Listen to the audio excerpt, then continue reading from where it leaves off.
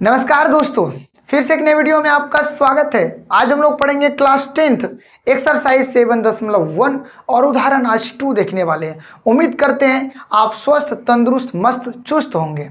तो आइए दोस्तों, वीडियो को फटाफट शुरू करते हैं और ये वीडियो आपके लिए काफ़ी ज़्यादा इंटरेस्टिंग होने वाली है। तो वीडियो को फटाफट शुरू करते हैं। तो क्वेश्चन हम लोग का कह रहा है, क्वेश्चन कह रहा है कि दर्शाइए, दिखाइए, बताइए, निकालिए कि इतना इतना इतना एक वर्ग के शीर्ष है। ओके फ्रेंड्स, तो हम लोग क्या करते हैं, मान लेते हैं कि मान लिए भैया, माना, ठीक है, ए बराबर कितना 1,7, बी बराबर कितना है 4,2 और सी बराबर कितना है -1 और डी बराबर कितना है तो 4,-4 है। ओके ब्रो, अब जो है यहाँ एक सिंपल सम जो है ना, इनको जो है बनाते हैं और इसकी सहायता से जो है हम लोग को निकालने में जो है काफ़ी ज़्यादा आसान होगा। थोड़ा सा भी जो है ना दिक्कत नहीं होगा। ए क्या माने, ए तो 1,7 माने, तो क्या लिख देंगे 1,7। बी क्या माने हैं 4,2, तो यहाँ लिखेंगे 4,2 और सी क्या है तो -1, और डी क्या है 4,-4 भैया। अब आगे आते हैं, हम लोग को ए बी निकालना है। ए बी निकालना है, थोड़ी सी अक्षर छोटी छोटी होगी दोस्तों, क्योंकि 6 को निकलेगा, बोर्ड पूरा फुल हो जाएगा।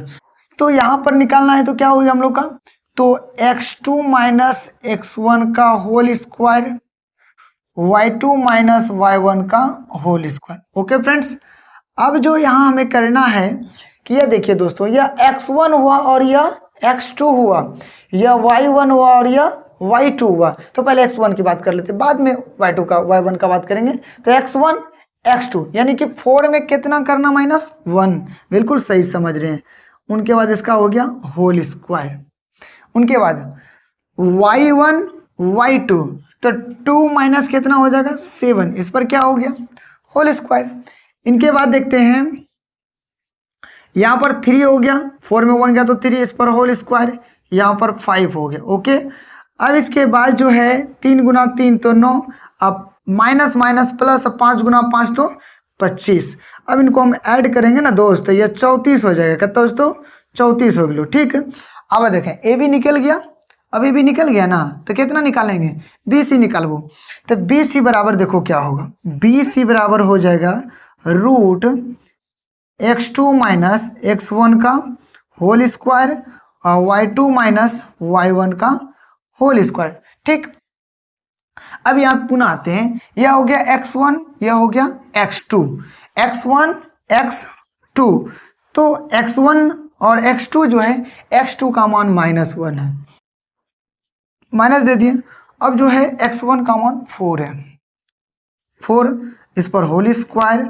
उनके बाद यह हो गया y1 और यह हो गया y2, तो -1 और यहाँ माइनस है, यहाँ पर कितना है 2, यहाँ क्या हो गया 2। अगर आप ऐसे करने नहीं जानते तो हमारे फर्स्ट वीडियो जरूर देखें।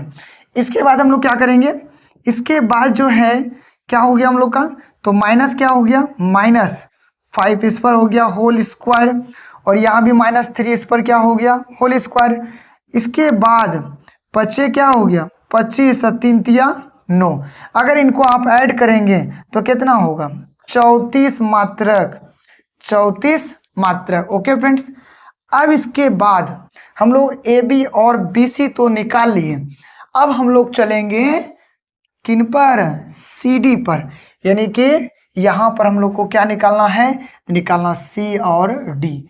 बस पुनः फार्मूला बिठाएंगे, x2 - x1 का होल स्क्वायर, y2 - y1 का होल स्क्वायर।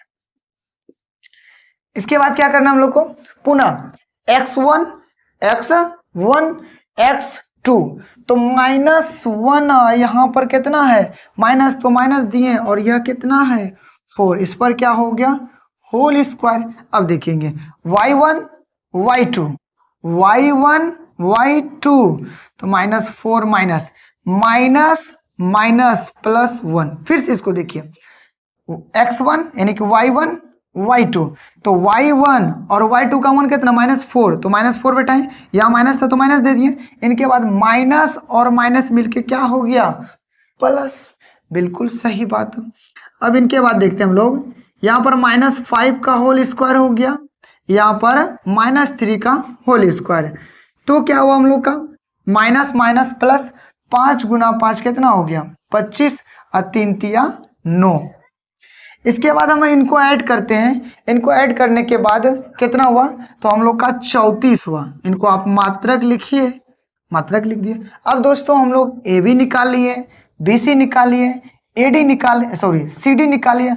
अब कितना निकालना है, ए डी निकालना है। तो ए डी और डी और ए, ओके। तो यहाँ से क्या हुआ, x2 माइनस x1 का होल स्क्वायर और y2 माइनस y1 का होल स्क्वायर, ओके। तो यहाँ से समझते हम लोग कि x2 minus x1, x1 x2, तो x2 का मान 1 है तो 1 लिख दिया, माइनस है तो माइनस, और x1 का मान कितना है -4, तो माइनस और माइनस क्या हो गया, प्लस हो गया, और इस पर क्या हो गया होल स्क्वायर। y1 y2, तो y2 का मान 7 और y1 का मान 4, इस पर क्या हो गया होल स्क्वायर। अब जो है 4 और 1 5 का होल स्क्वायर हो गया, प्लस इधर 3 का होल स्क्वायर।